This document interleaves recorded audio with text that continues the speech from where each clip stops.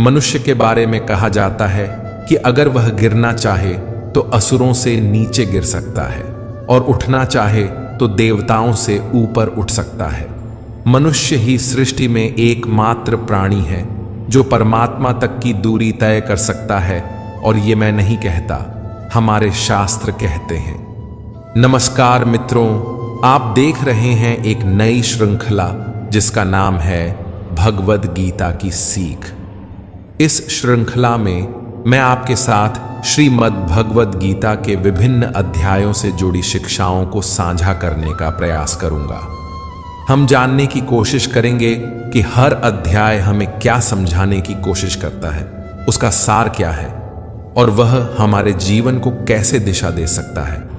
मेरा उद्देश्य यही रहेगा कि आपके भीतर शास्त्रों को पढ़ने और समझने की जिज्ञासा जागृत हो। जय श्री राधे कृष्ण मित्रों, आपका हार्दिक स्वागत है आपके अपने चैनल प्रेरणा पुंज पर, जहां हम आपके जीवन को सकारात्मक दिशा देने का प्रयास करते रहते हैं। हम आपसे आग्रह करते हैं कि इस वीडियो को अंत तक जरूर देखें, और अगर आपको हमारा यह प्रयास पसंद आए तो वीडियो को लाइक करें और नीचे कमेंट में जय श्री राधे कृष्ण लिखें। साथ ही हमारे चैनल को सब्सक्राइब करें और बेल आइकन को दबाएं ताकि हमारे नए प्रेरणादायक वीडियो सबसे पहले आपके पास पहुंचे। तो चलिए आगे बढ़ते हैं। श्रीमद् भगवद गीता के बारे में कहा गया है, एकम शास्त्रम देवकी पुत्र गीतम, एको देवो देवकी पुत्र एव च, मंत्रोपि एकम तस्य नामानि, यानी कर्मापि एकम तस्य देवस्य सेवा। अर्थात एकमात्र शास्त्र जो भगवान के श्रीमुख से प्रकट हुआ है वह है श्रीमद् भगवद गीता। जब महाभारत के महासंग्राम में अर्जुन संशय और मोह से ग्रस्त होकर अपने कर्तव्य से विमुख होने लगा, तब भगवान श्री कृष्ण ने उसे जो दिव्य उपदेश दिया वही गीता है, जो संपूर्ण मानवता के लिए मार्गदर्शक बन गई। इस सृष्टि में यदि कोई एक पूजनीय देव हैं तो वे हैं भगवान श्री कृष्ण। यदि कोई एक मंत्र है तो वह है उनका नाम। किंतु यहां अनेक लोग भ्रम में पड़ जाते हैं। वे सोचते हैं कि एकमात्र नाम कृष्ण कृष्ण का ही उच्चारण करना चाहिए, परंतु श्री कृष्ण स्वयं श्रीमद् भगवद गीता में कहते हैं, ओमित्येकाक्षरम ब्रह्म व्याहरण माम अनुस्मरण। अर्थात मेरा वास्तविक नाम ओम है, जो अक्षर ब्रह्म का प्रतीक है। यदि कोई सच्चे भाव से जप करना चाहता है तो उसे ओम का स्मरण करना चाहिए। जब श्री कृष्ण अर्जुन को बताते हैं कि सेवा ही एकमात्र सच्चा कर्म है, तब वे उसे कर्म का गूढ़ रहस्य भी समझाते हैं। यह सेवा केवल कर्म नहीं बल्कि प्रभु की आराधना है, जो जीवन को धर्म, ज्ञान और मुक्ति की ओर ले जाती है। तो आइए शुरुआत करते हैं। गीता को समझने से पहले, श्रीमद् भगवद गीता के सार में प्रवेश करने से पहले कुछ महत्वपूर्ण शब्दों को जान लेना आवश्यक है। वे शब्द जो बार बार इस दिव्य ग्रंथ में प्रयुक्त हुए हैं और जिनका गूढ़ अर्थ गीता में विस्तार से बताया गया है। इसलिए सबसे पहले मैं आपको इन शब्दों का आशय समझाने का प्रयास करूंगा। जब भगवान श्री कृष्ण ने अर्जुन को श्रीमद् भगवद गीता का ज्ञान दिया तो उन्होंने पहले अर्जुन को उस ज्ञान के योग्य बनाया। अर्जुन पहले से ही एक पराक्रमी योद्धा था, लेकिन केवल बाहरी युद्ध के लिए तैयार होना पर्याप्त नहीं था। उसे अंतःकरण के युद्ध के लिए तैयार करना आवश्यक था। श्री कृष्ण द्वारा दिया गया गीता का ज्ञान केवल जीविका के संघर्षों से लड़ने के लिए नहीं, बल्कि जीवन के संघर्षों से जूझने के लिए है। यह एक साधारण उपदेश नहीं बल्कि एक गहरा प्रशिक्षण है, एक आध्यात्मिक कोर्स जो आत्मा को जागृत करने के लिए रचा गया है। कई लोग यह कहकर गीता को सीमित कर देते हैं कि उसमें तो युद्ध की बात की गई है, अर्जुन को विजय दिलाने की बात की गई है, परंतु सच्चाई यह है कि जो युद्ध गीता में वर्णित है वह केवल कुरुक्षेत्र का नहीं बल्कि मनुष्य के भीतर चलने वाले संघर्ष का प्रतीक है। बाहरी संसार में युद्ध तो प्रतिदिन बदलते हैं। आज कोई विजयी होता है, कल कोई और, परंतु इन युद्धों से अंततः न तो शांति मिलती है और न ही समाधान। गीता के पात्र प्रतीकात्मक हैं। वे हमारे भीतर के गुणों और दुर्गुणों के प्रतिनिधि हैं। इन प्रतीकों को समझना ही गीता को समझने की दिशा में पहला कदम है। भगवान श्री कृष्ण स्वयं कहते हैं, इदम शरीरम कौन्तेय क्षेत्रमित्यभिधीयते, अर्थात हे अर्जुन, यह शरीर ही वह क्षेत्र है जहां वास्तविक युद्ध होता है। इस क्षेत्र में जो कुछ भी बोया जाता है, चाहे वह शुभ हो या अशुभ, वही आगे चलकर फल देता है। इस प्रकार गीता हमें सिखाती है कि हमारे भीतर जो निरंतर धर्म और अधर्म, शुभ और अशुभ, मोह और विवेक के बीच संघर्ष चलता है, उसमें विजय प्राप्त करने की शिक्षा ही गीता का वास्तविक उद्देश्य है। श्रीमद् भगवद गीता केवल युद्ध का ग्रंथ नहीं, बल्कि आत्म विजय का मार्गदर्शन है।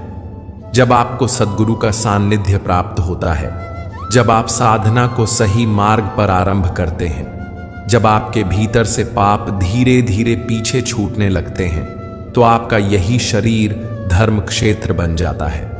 लेकिन यदि आप काम, क्रोध, लोभ और मोह जैसे विकारों के वशीभूत होकर जीवन जीते हैं, तो यही शरीर एक कुरुक्षेत्र में बदल जाता है, जहां भीतर ही भीतर निरंतर संघर्ष चलता रहता है।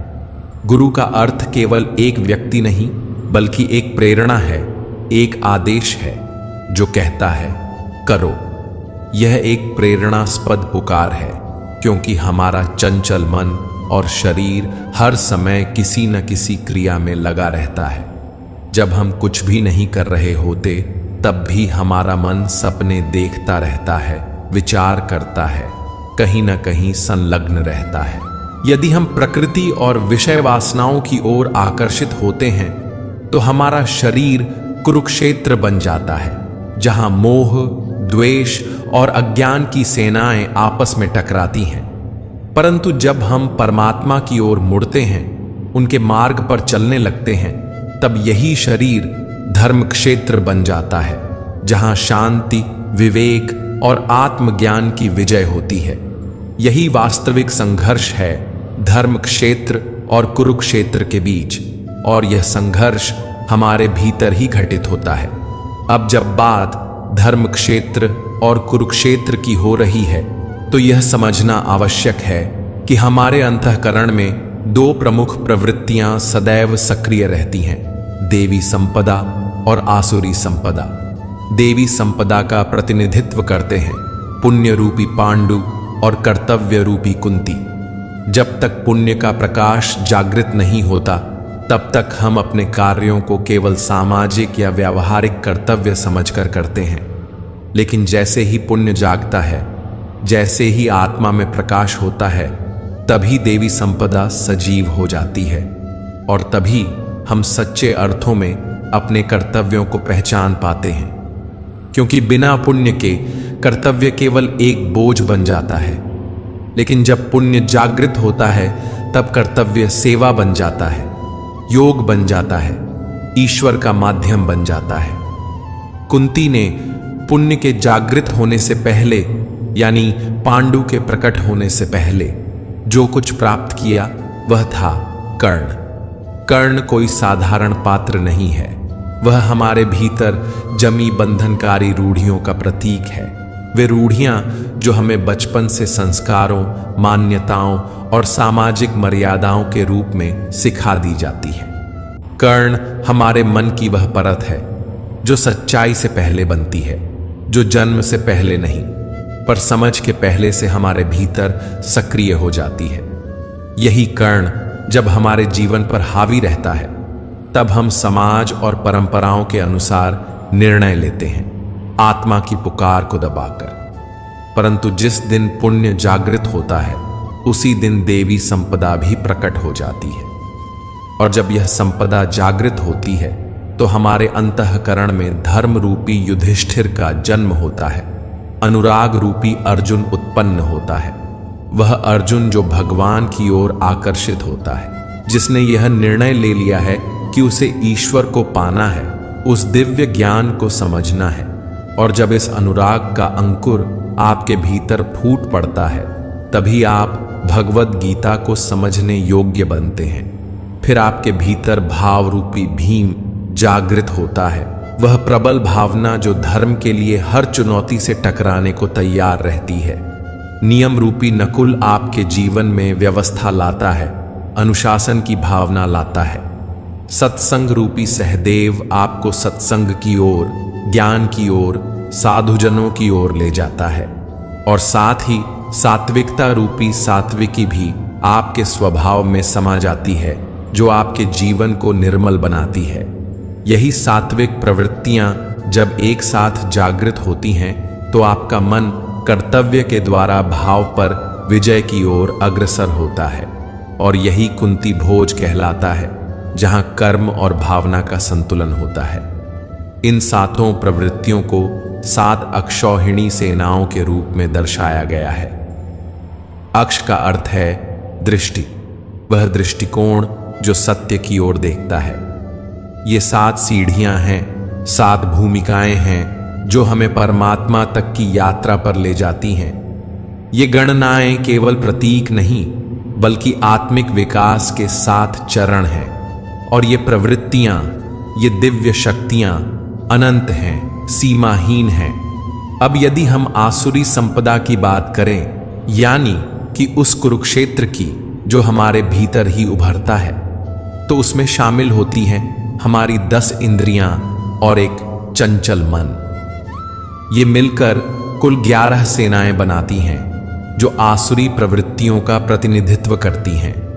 इस कुरुक्षेत्र का राजा है धृतराष्ट्र, वह व्यक्ति जो सत्य को जानता है, जिसने धर्म के उपदेश सुने हैं, लेकिन फिर भी आंखें मूंद कर जीता है। वह धृतराष्ट्र है। वह अज्ञानता का प्रतीक है।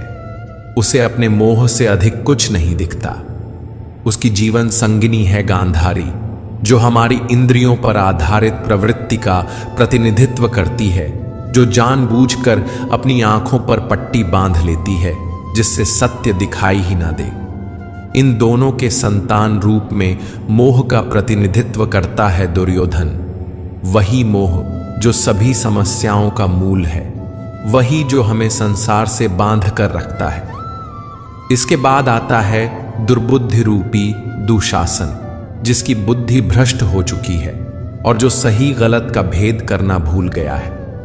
फिर आते हैं भीष्म, जो भ्रम का प्रतीक है।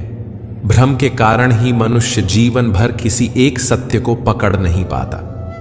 इन पात्रों और प्रवृत्तियों का विस्तार गीता में प्रतीकात्मक भाषा में किया गया है, ताकि हम अपने भीतर चल रहे धर्म और अधर्म के युद्ध को पहचान सकें और जीत का मार्ग चुन सकें। इनके बारे में आगे विस्तार से बात करेंगे। इन सभी पात्रों और प्रवृत्तियों के बीच एक और पुण्यात्मा विद्यमान है, विदुर। वह स्वयं अज्ञान के वातावरण में रहता है, परंतु उसकी दृष्टि सदैव पांडवों के कर्मों पर टिकी रहती है। उसका मन, उसकी चेतना हमेशा धर्म की ओर आकृष्ट रहती है। वह उनके साथ जुड़ना चाहता है, उनके मार्ग पर चलना चाहता है। विदुर वह पात्र है जो अधर्म के बीच रहकर भी धर्म की तलाश करता है, अज्ञान में रहते हुए भी प्रकाश की ओर बढ़ने का प्रयास करता है। यही उसकी विशेषता है। अब आइए श्रीमद् भगवद गीता के प्रथम अध्याय की ओर बढ़ते हैं और समझते हैं कि इस अध्याय से हमें क्या सीख मिलती है। मैं यहाँ सरल और सहज शब्दों में कुछ महत्वपूर्ण बातें आपके सामने रखने का प्रयास करूंगा। श्रीमद् भगवद गीता के प्रथम अध्याय का पहला श्लोक है, धृतराष्ट्र उवाच धर्मक्षेत्रे कुरुक्षेत्रे संवेता युयुत्सवः माम का पांडवाश्चैव किम कुर्वत संजय। इस श्लोक में धृतराष्ट्र, जो जन्म से अंधे थे, संजय से प्रश्न करते हैं। यद्यपि वे शारीरिक रूप से दृष्टिहीन थे, फिर भी उन्होंने महाभारत का संपूर्ण युद्ध देखा, परंतु किसके माध्यम से? संजय के माध्यम से। धृतराष्ट्र यहां अज्ञानता का प्रतीक है, और संजय प्रतीक हैं संयम और विवेक के। धृतराष्ट्र पूछते हैं, हे संजय, धर्म क्षेत्र कुरुक्षेत्र में जो युद्ध की इच्छा से मेरे और पांडु के पुत्र एकत्र हुए हैं, उन्होंने आखिर किया क्या?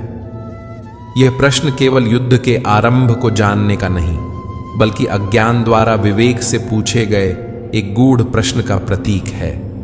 यह समझना आवश्यक है कि अज्ञानता धृतराष्ट्र स्वयं देख नहीं सकती, समझ नहीं सकती। उसे विवेक और संयम संजय के माध्यम से ही सत्य का ज्ञान हो सकता है। यह वह स्थिति है जब मनुष्य अंधकार में होता है, लेकिन उसका भीतर कहीं ना कहीं यह जानना चाहता है कि सत्य क्या है, धर्म क्या है और उसका मार्ग कौन सा है। लेकिन जब तक मोह रूपी दुर्योधन यानी अज्ञानता का पुत्र जीवित रहेगा, धृतराष्ट्र की दृष्टि सदैव कौरवों की ओर ही रहेगी। उसकी सोच सीमित, पक्षपातपूर्ण और विकारों से ग्रस्त रहेगी। यही गीता की शुरुआत की मूल चेतावनी है।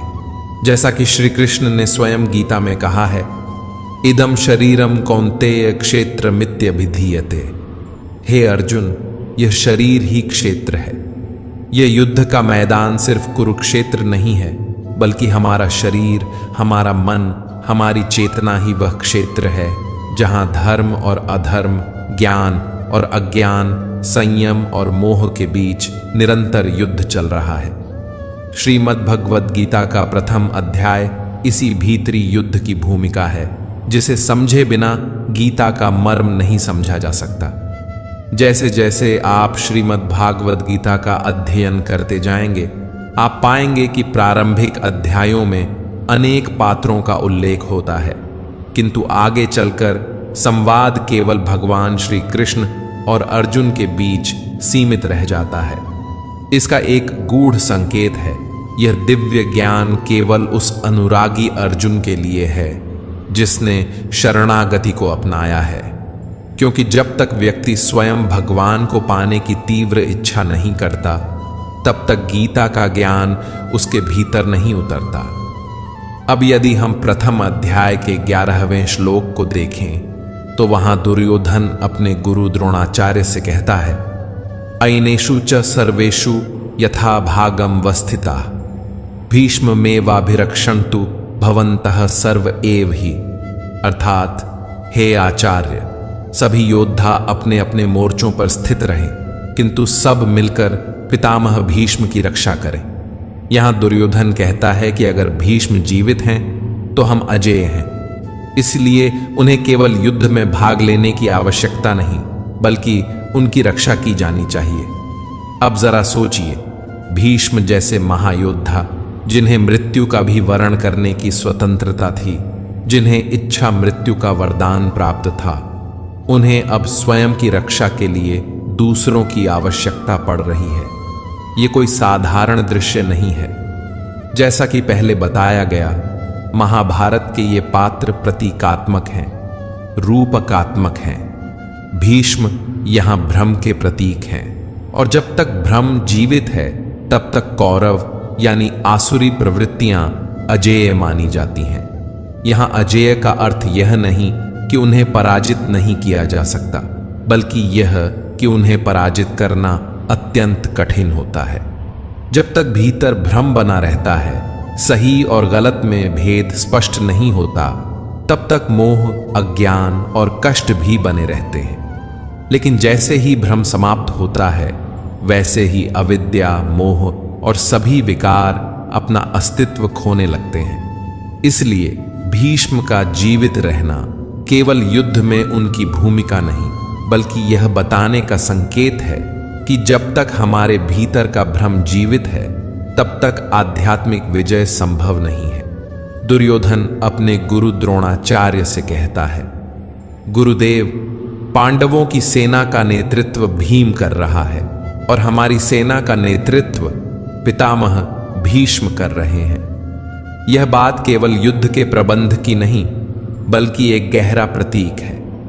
भीम यहां भाव का प्रतीक है, और केवल भावों में ही परमात्मा का वास होता है। जब तक आपके भीतर सच्चे भाव हैं, तब तक आप परमात्मा की ओर बढ़ सकते हैं, उनकी अनुभूति कर सकते हैं। लेकिन जब तक भीतर भ्रम जीवित है, जिसे भीष्म के रूप में दर्शाया गया है, तब तक आपकी चेतना आसुरी संपदा से घिरी रहती है और यह भ्रम बना रहता है कि असली सुख तो संसार के भोगों में है। इस समय जो राजा है वह मोह रूपी दुर्योधन है। वही संवाद कर रहा है गुरु द्रोणाचार्य से, जो द्वैत बुद्धि का प्रतीक है। द्वैत यानी मैं अलग हूं और परमात्मा अलग है। जब तक यह अनुभूति बनी रहती है कि हम और ईश्वर अलग हैं, तब तक वह द्रोणाचार्य जीवित रहते हैं। आचार्य द्रोण के बारे में कहा जाता है कि जब तक उनके हाथ में शस्त्र है, उन्हें कोई पराजित नहीं कर सकता। वे अजेय हैं और यही द्वैत बुद्धि का स्वभाव भी है, जो तब तक टूटती नहीं जब तक कि उसे भीतर से कोई गहरी चोट न दी जाए। तब भगवान श्री कृष्ण ने एक युक्ति रची। उन्होंने कहा, कौरवों की सेना में एक हाथी है जिसका नाम अश्वत्थामा है। अगर उसे मार दिया जाए और यह प्रचार कर दिया जाए कि अश्वत्थामा मारा गया, तो द्रोणाचार्य इसे अपने पुत्र की मृत्यु समझ लेंगे। यही हुआ। भीम ने अश्वत्थामा नामक हाथी को मार दिया। फिर युधिष्ठिर ने सत्य को न तोड़ते हुए धीरे से कहा, अश्वत्थामा हथा, और बाकी शब्द नर व कुंजरा, मनुष्य या हाथी, धीमे स्वर में बोले। द्रोणाचार्य ने केवल पहले भाग को सुना और मान लिया कि उनका पुत्र मर गया है। उनके हाथ से धनुष छूट गया। वे निष्प्राण से युद्ध भूमि में बैठ गए और तब उनकी मृत्यु हुई। यहां मृत्यु किसी अस्त्र से नहीं हुई, मृत्यु हुई मोह से। जिस पुत्र से अत्यधिक आसक्ति थी, उसी के खोने की कल्पना ने उन्हें पराजित कर दिया। और इस कथा का सबसे गहरा संकेत है अश्वत्थामा का अमर होना। अश्वत्थामा प्रतीक है उस मोह का, उस लगाव का, जो मनुष्य को जन्म जन्मांतरों तक बांधे रखता है।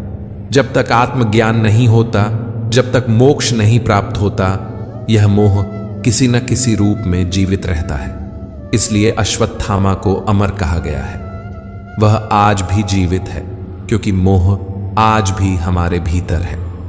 श्रीमद् भगवद गीता के प्रथम अध्याय के श्लोक 15 में वर्णित है, पांचजन्यम ऋषिकेशो देवदत्तम धनंजय पौंड्रम दद्मो महाशंखम भीमकर्मा वृकोदर, अर्थात ऋषिकेश, जो कि समस्त इंद्रियों के स्वामी हैं।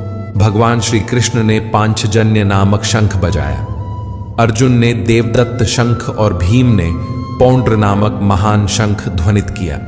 यहां पांचजन्य केवल एक शंख नहीं है, यह हमारी पांचों ज्ञानेंद्रियों नेत्र, नासिका, जिह्वा, त्वचा, कर्ण का प्रतीक है। भगवान जब इसे ध्वनित करते हैं तो यह उद्घोष करते हैं कि अब ये इंद्रियां संसार में भटकने के लिए नहीं, बल्कि परमात्मा के अधीन होने के लिए तैयार हैं। पांचों इंद्रियों को संयमित कर भक्त की श्रेणी में लाने का यह आह्वान है। भगवान श्री कृष्ण केवल एक सारथी नहीं, सद्गुरु हैं, योगेश्वर हैं।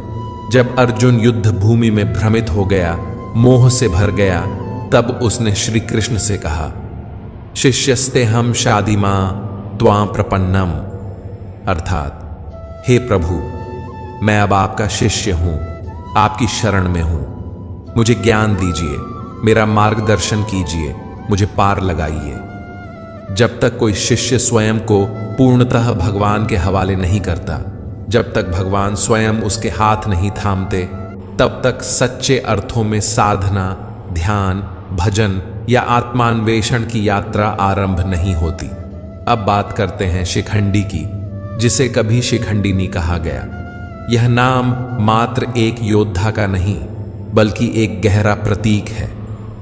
यथार्थ गीता में स्वामी जी कहते हैं कि शिखंडी का अर्थ है शिखा सूत्र का त्याग, अर्थात जब व्यक्ति अपने बाह्य आडंबर, जातिगत अभिमान, कर्मकांड की दिखावे वाली प्रवृत्तियों को त्याग देता है, जब वह केवल सत्य की खोज में लग जाता है, तब वह शिखंडी बनता है। और भीष्म, जो भ्रम का प्रतीक है, वह उसी शिखंडी के माध्यम से पराजित होते हैं।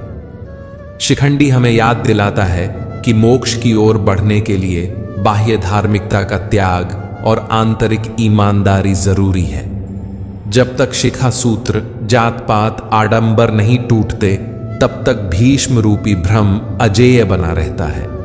शिखा उस लक्ष्य का प्रतीक है जिसे मनुष्य को अपने जीवन में प्राप्त करना होता है। वह परम लक्ष्य, वह परमात्मा की प्राप्ति। और सूत्र हमारे भीतर जड़े हुए संस्कारों का प्रतीक है। वे संस्कार जो जन्मों से हमारे साथ चले आ रहे हैं, जो हमें बार बार मोह, भय, क्रोध, लोभ, अहंकार जैसे बंधनों की ओर खींचते हैं। जब तक मनुष्य अपने लक्ष्य को पूरी तरह प्राप्त नहीं कर लेता, जब तक वह ईश्वर से एकाकार नहीं हो जाता, तब तक ये संस्कार उसे जकड़े रहते हैं, उसे बांधे रखते हैं। इसलिए जब कोई साधक साधना के पथ पर होता है, तब वह अभी एक पथिक होता है, एक साधनरत यायावर। लेकिन जिस क्षण वह अपने जीवन के अंतिम लक्ष्य को प्राप्त कर लेता है, आत्मबोध को पा लेता है, उसी क्षण ये संस्कार, ये पीछे बंधी डोर स्वयं टूट जाती है। तब जाकर सच्चा त्याग, सच्चा संन्यास संभव हो पाता है और उसी क्षण भीष्म रूपी भ्रम का अंत हो जाता है। यही प्रतीक है शिखंडी द्वारा भीष्म के वध का। अब आते हैं श्रीमद् भगवद गीता के प्रथम अध्याय की ओर।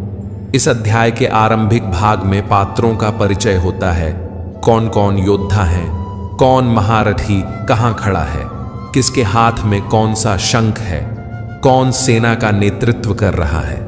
लेकिन जैसे ही यह अध्याय आगे बढ़ता है, मंच पर केंद्र में आता है अर्जुन। वह अर्जुन जो युद्ध भूमि के बीच अपने रथ को खड़ा करवाना चाहता है।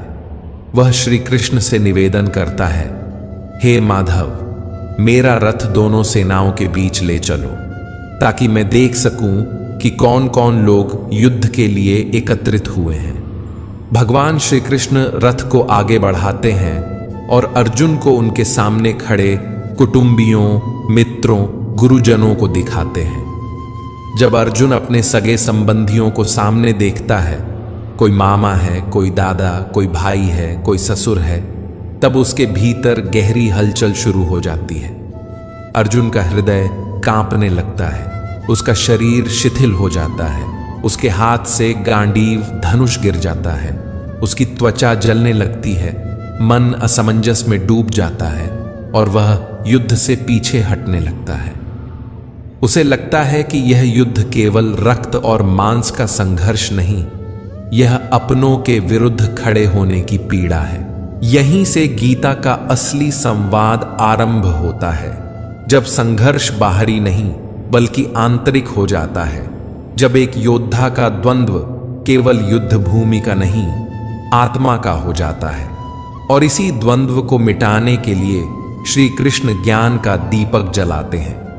अर्जुन के लिए यह युद्ध असमंजस और पीड़ा से भरा हुआ है। उसे समझ नहीं आता कि यह कैसा युद्ध है जिसमें दोनों पक्षों में अपने ही लोग खड़े हैं, गुरुजन, संबंधी, कुटुंबी। वह युद्ध भूमि में खड़ा तो है, परंतु उसके भीतर गहरी हलचल मची हुई है। वह श्री कृष्ण से कहता है, हे माधव, मेरे शरीर में कंपन हो रहा है, मेरा गांडीव हाथ से गिर रहा है और मेरी त्वचा जल रही है।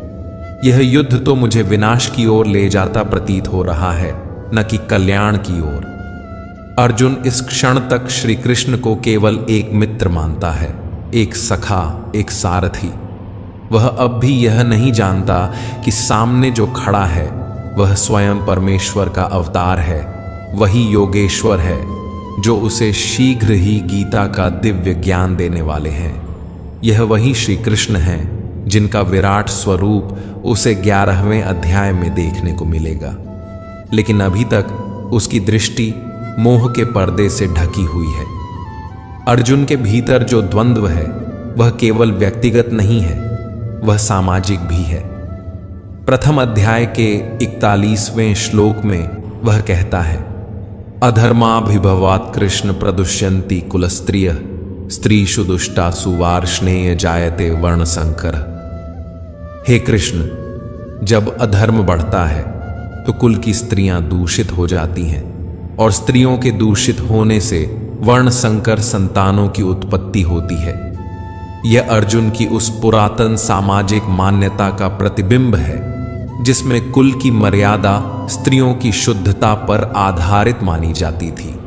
अर्जुन इस मान्यता के आधार पर युद्ध को टालने के तर्क गढ़ रहा है, परंतु यही वह क्षण है जब श्री कृष्ण का मौन टूटता है। आगे चलकर वह स्पष्ट करते हैं कि सच्चा धर्म बाह्य कुलों की शुद्धता नहीं बल्कि अंतःकरण की शुद्धता है। वे यह समझाते हैं कि यदि किसी के मन में भ्रम है, मोह है, द्वेष है, तो उसका हर निर्णय अपवित्र होगा, चाहे वह कुल की रक्षा के नाम पर हो या किसी आदर्श के नाम पर। भगवान श्री कृष्ण आगे यह भी स्पष्ट करते हैं कि जब कोई भक्त, चाहे वह वर्ण, लिंग, कुल या जाति से जो भी हो, पूर्ण श्रद्धा और समर्पण से आराधना करता है तो वह मेरी दृष्टि में पूर्ण रूप से शुद्ध और मोक्ष का अधिकारी होता है। इस प्रकार अर्जुन की हर शंका, हर सामाजिक मान्यता को श्री कृष्ण धीरे धीरे खंडित करते हैं और उसे उस उच्चतर ज्ञान की ओर ले जाते हैं जहां न तो वर्ण बचता है, न कुल, न स्त्री, न पुरुष। केवल एक ही तत्व बचता है, आत्मा, जो नित्य है, शुद्ध है और अनंत है। अर्जुन कहता है, हे माधव, यदि यह युद्ध पाप का कारण है तो मैं त्रिलोक का साम्राज्य भी नहीं चाहता। उसके मन में इस समय तीव्र द्वंद्व है। वह धर्म, अधर्म, रिश्ते, दया, करुणा, इन सब के बीच उलझ गया है। उसे यह युद्ध केवल रक्तपात और अपने ही संबंधियों की हत्या जैसा प्रतीत होता है और इसी भ्रम में वह युद्ध से पीछे हट जाता है। अध्याय के अंत तक अर्जुन, जो अभी तक रणभूमि में सीना तान कर खड़ा था, अब धीरे धीरे पीछे हटता है और अंततः वह अपने रथ के पिछले हिस्से में बैठ जाता है। उसका गांडीव हाथ से गिर चुका है, शरीर शिथिल हो गया है और आंखों से आंसू बहने लगे हैं। यह उसकी आंतरिक पराजय है, संशय और मोह का प्रत्यक्ष रूप। जब अर्जुन दोनों सेनाओं का निरीक्षण करता है तो उसे सामने कोई शत्रु नहीं दिखाई देता। उसे केवल अपने ही लोग नजर आते हैं। दादा, मामा, गुरु, भाई, साले, पुत्रवत संबंध सब वही हैं और यही पारिवारिक मोह उसकी सबसे बड़ी बाधा बन जाता है। जो भी व्यक्ति भक्ति का मार्ग अपनाता है, जो प्रभु की शरण में जाना चाहता है, उसका पहला द्वार यही होता है, मोह से मुक्ति का। जब तक मोह है तब तक विवेक जन्म नहीं ले सकता और जब विवेक जागता है तब सच्चे अर्थों में गीता का ज्ञान प्रवेश करता है। अर्जुन के मन में उस समय यह भ्रम भी था कि वह सनातन धर्म की रक्षा कर रहा है, कि इस युद्ध से वह अधर्म रोक सकता है, परंतु वह यह भूल गया था कि जो उसके सारथी हैं वे कोई सामान्य मित्र नहीं, स्वयं प्रभु श्री कृष्ण हैं। यह समझ अर्जुन को अभी नहीं थी, लेकिन जैसे ही वह समझेगा उसका दृष्टिकोण बदल जाएगा। इसीलिए श्रीमद् भागवत गीता का यह प्रथम अध्याय अर्जुन विषाद योग कहलाता है, अर्थात वह अध्याय जिसमें अर्जुन संशय, दुख और मोह से घिरा हुआ है।